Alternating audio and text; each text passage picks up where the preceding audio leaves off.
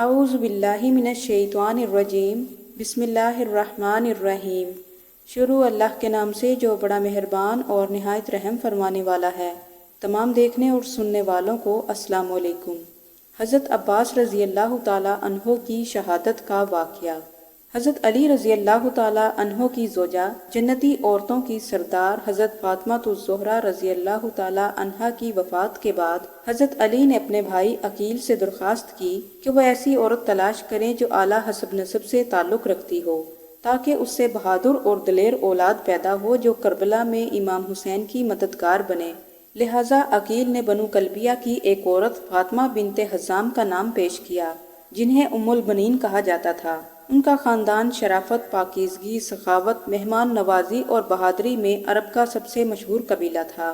لہٰذا حضرت علی رضی اللہ تعالیٰ عنہ نے ام البنین سے نکاح کر لیا اور کچھ ہی عرصے کے بعد ایک بچے کی پیدائش ہوئی۔ پیدائش کے بعد حضرت علی رضی اللہ تعالیٰ عنہ نے بچے کو اپنی گود میں لیا اور بچے کا نام عباس رکھا۔ عباس کا مطلب ہے بپھرا ہوا شیر، جسے دیکھ کر دوسرے شیر بھاگ جائیں۔ حضرت علی نے کانوں میں اذان دی اور بازوؤں پر بوسہ دینے کے بعد رونے لگے۔ اس پر ام البنین نے آپ سے رونے کی وجہ پوچھی تو حضرت علی نے فرمایا کہ تمہارے بیٹے کے دونوں بازو حسین کی مدد کرتے ہوئے تن سے جدا ہوں گے اور اللہ اس کے کٹے ہوئے بازوؤں کے بدلے 2 پر عطا فرمائے گا۔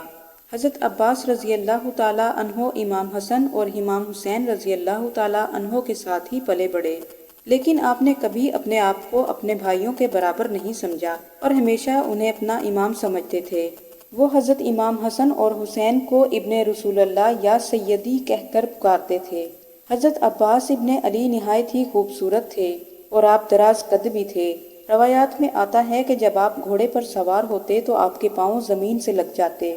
حضرت عباس کی بلند قد و قامت اور خوبصورتی کی وجہ سے انہیں قمر بنی ہاشم کہا جاتا تھا، اور ایک روایت کے مطابق جب امیر معاویہ کے خلاف امیر المومنین حضرت علی رضی اللہ تعالیٰ عنہ نے جنگ صفین لڑی تو اس جنگ میں حضرت عباس نے حضرت علی رضی اللہ تعالیٰ عنہ کا لباس پہنا اور اپنے والد کی طرح زبردست جنگ لڑی، یہاں تک کہ لوگوں نے ان کو علی ہی سمجھا۔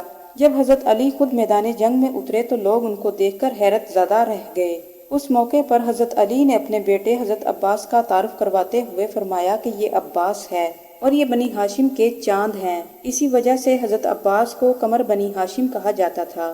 حضرت عباس کی زندگی کا سب سے اہم واقعہ معرکہ کربلا میں شرکت ہے، جس میں آپ نے اپنے بھائی اور امام حسین ابن علی کا ساتھ دے کر وفا اور قربانی کی ایک مثال قائم کی۔ میدان کربلا میں حضرت عباس کی وفاداری ایک عملی نمونہ ہے۔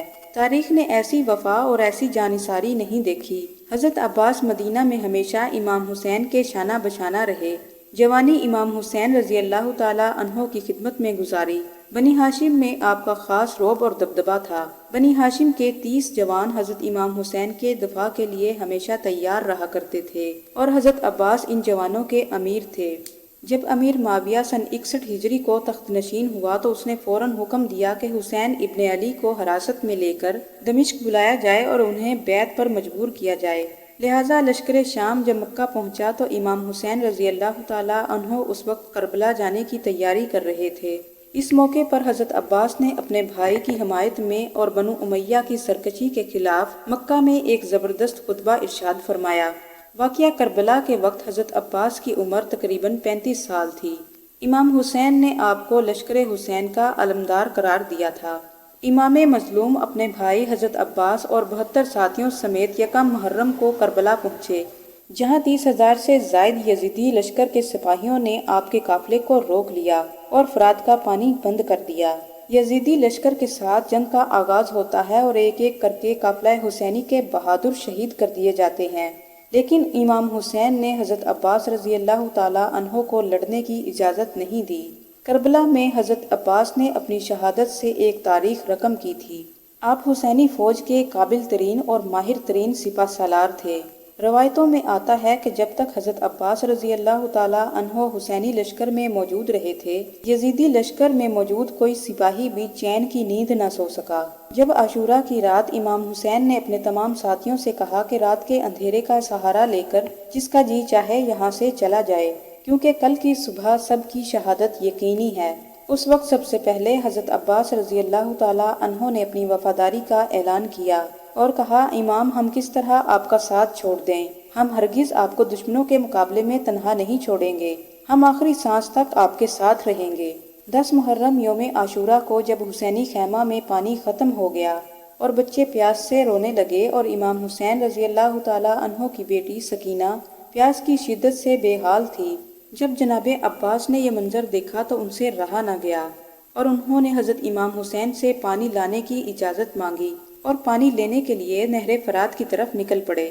امیر سعد ملعون نے 40,000 سپاہیوں کا لشکر فرات کے کنارے کھڑا کر رکھا تھا۔ حضرت عباس فرات کی طرف بڑھے تو امیر بن حجاج اور اس کے سپاہی راستہ روکنے کے لیے سامنے آ گئے۔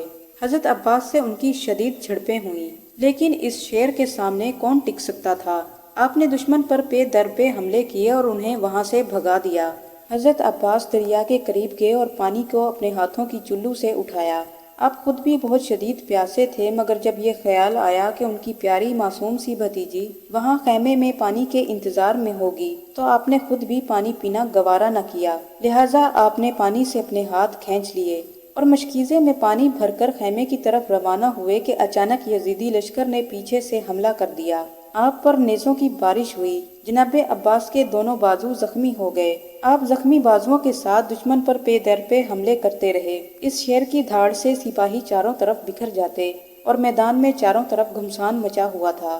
حضرت عباس اور یزیدی سپاہیوں کے درمیان سخت لڑائی شروع ہوئی۔ حضرت عباس کی تلوار جس طرف پڑتی ان کے ٹکڑے کر دیتی۔ پے در پہ یزیدیوں کو آپ نے واصل جہنم کیا۔ اچانک ایک سپاہی نے پیچھے سے آ کر آپ پر حملہ کیا اور آپ کا بازو کٹ گیا۔ پھر آپ نے مشکیزے کو دوسرے بازو سے تھام لیا۔ اسی دوران آپ پر تیروں کی بارش ہوئی اور اسی دوران آپ کا دوسرا بازو بھی کٹ گیا تو آپ نے مشکیزے کو اپنے دانتوں سے تھام لیا۔ پھر اسی دوران ایک تیر آپ کے مشکیزے پر آ کر لگا اور سارا پانی بہہ گیا۔ آپ پر تیروں کی شدید بوچھاڑ ہوئی جس سے آپ زخمی ہو کر اپنے گھوڑے سے نیچے گر گئے۔ اتنے میں امام حسین تیز رفتاری کے ساتھ اپنے گھوڑے پر سوار ہو کر وہاں تشریف لائے اور اپنے بھائی کو گود میں اٹھایا۔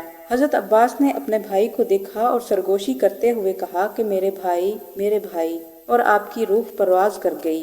امام حسین نے روتے ہوئے فرمایا کہ آج عباس کی شہادت سے میری کمر ٹوٹ گئی۔ فرات کا بہاؤ سردیوں کی طرح تاریک ہو گیا، آسمان سرخ ہو گیا اور ہاشمیوں کا یہ چاند اپنی جوانی کے عروج میں محرم سن 61 ہجری میں فرات کے کنارے شہید ہو گیا۔